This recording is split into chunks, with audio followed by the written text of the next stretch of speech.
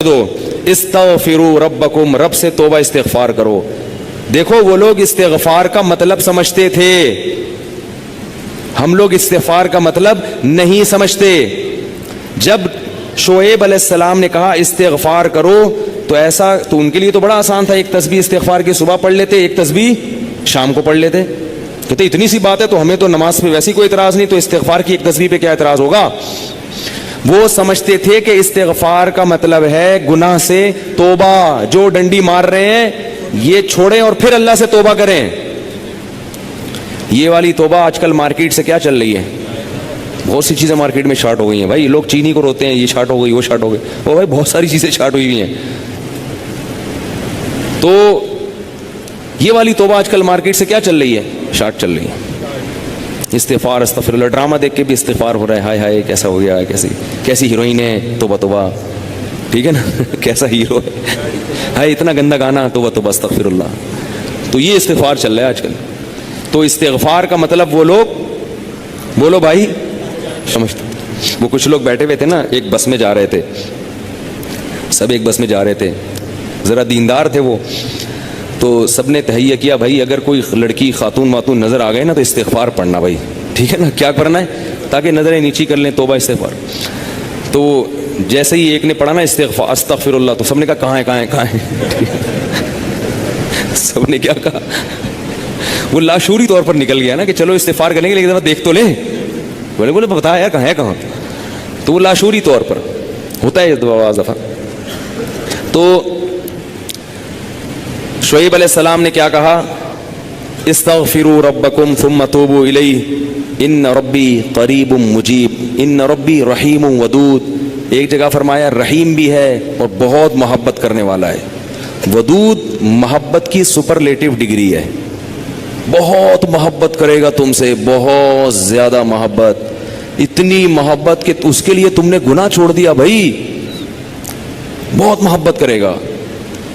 تو ظاہر ہے اللہ جب محبت کرتا ہے تو ہماری طرح نہیں ہے کہ بہت محبت ہے بس ہے تو بھائی یہ پیسے دو، اتنی محبت ہے تو ٹھیک ہے نا. آپ کو کوئی دوست پریشانی میں آیا آپ کے پاس، بہت پریشان تھا، اس کو پیسوں کی ضرورت تھی، وہ آپ اس سے کہہ رہے ہیں یار مجھے تمہیں، آپ کو پتہ نہیں تھا کہ ابھی یہ پیسے بھی مانگ لے گا مجھ سے، کہہ رہے یار مجھے تم سے بہت محبت ہے، ایکچولی میں بتا نہیں سکتا بہت محبت ہے. وہ بڑا خوش ہو گیا بھائی اب تو ٹھیک ہے بھائی. تو کہہ رہے یار مجھے نا 100 روپے کی ضرورت ہے. اب آپ کہہ رہے یار یہ کیسے موقع پہ میں نے اظہار کر دیا محبت کا، ٹھیک ہے نا. تو ہم لوگوں کی محبت کیسی ہوتی ہے، ایسی ہوتی. اگر ہمیں پہلے سے پتا ہوتا پیسے مانگتا ہے تو ہم کیا کہتے ہیں، یار محبت کچھ نہیں ہوتا. مفتی صاحب نے بیان کیا تھا لویریا پر، وہ جا کے سن لینا، پھر ایسا کہیں گے ہم. تو اللہ جب کہہ رہا ہے نا کہ استغفار کرو گے تو میں کیا کروں گا، ودود بے پناہ محبت کروں گا، بے پناہ محبت.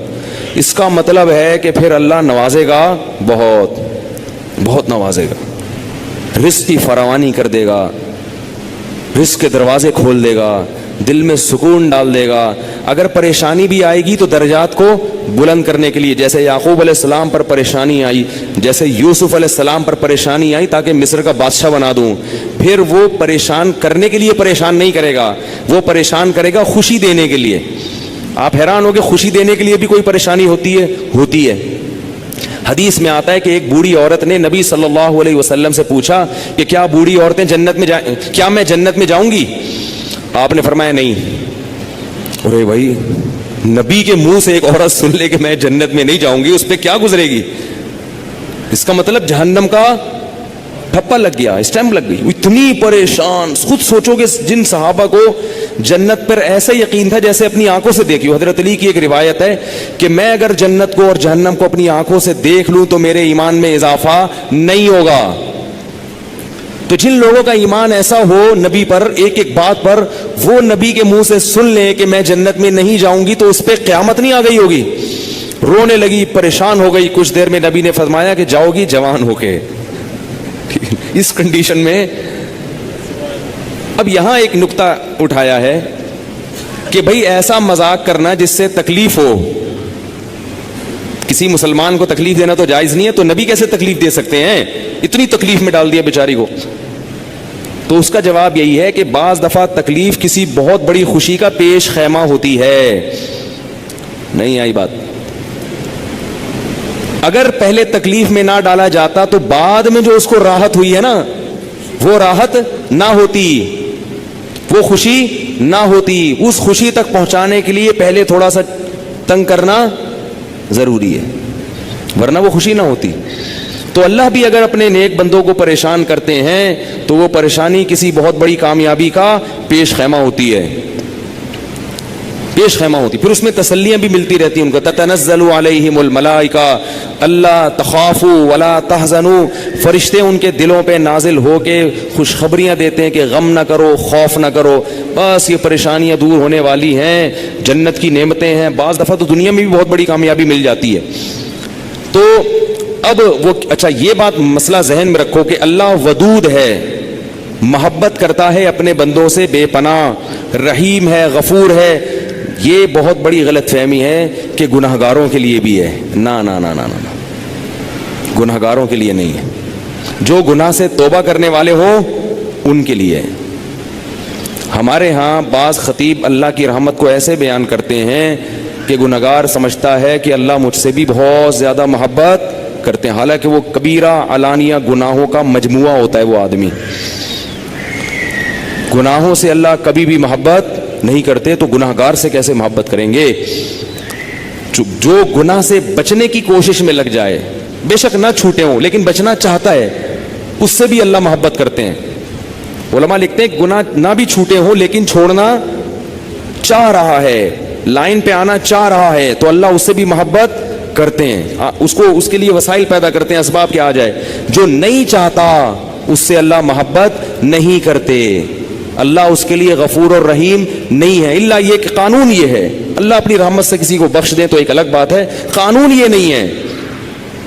قانون یہ ہے کہ وہ کیا ہے؟ عزیز ذو انتقام، غالب ہے اور انتقام لینے والا ہے.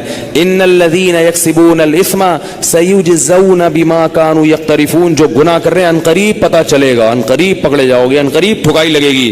تو جس سے محبت ہوتی ہے اس سے ایسے باتیں کی جاتی ہیں. آپ کو جس سے محبت ہے آپ اس کو دھمکیاں دیتے ہیں اس طریقے سے. اللہ فرماتے ہیں کہ تمتعوا، مزے اڑاؤ مزے، ان مصیرکم الی النار، آنا جہنم کی آگ کی طرف ہے. حدیث میں آتا ہے کہ میں سب سے زیادہ غیرت مند اور اللہ مجھ سے بھی زیادہ غیرت مند ہے. اور اللہ کی غیرت کو اس وقت جوش آتا ہے جب کوئی اللہ کے حرام کردہ کاموں میں سے کوئی کام کرتا ہے. یہ کون چیخ رہا ہے بھائی؟ ان کو سنبھالیں بچوں کو باہر، کیا ہو رہا ہے یہ پیچھے لوگ بیٹھے ہوئے ہیں دیکھ نہیں رہے ان کو. تو اللہ کو غیرت کس وقت آتی ہے؟ حدیث کے الفاظ ہیں کہ جب کوئی بندہ اللہ کے حرام کاموں میں سے کسی کام کا ارتکاب کرتا ہے. اللہ کھلا رہا ہے، اللہ پلا رہا ہے، پھر آپ ناجائز کی طرف جا رہے ہو. تو حدیث میں یہ نہیں آتا کہ جب کوئی بندہ گناہ کرتا ہے تو اللہ کو اس بھی محبت کا بڑا جوش آتا ہے. نا نا نا، پھر اللہ کو غیرت آتی ہے. اور اللہ کی صفت انتقام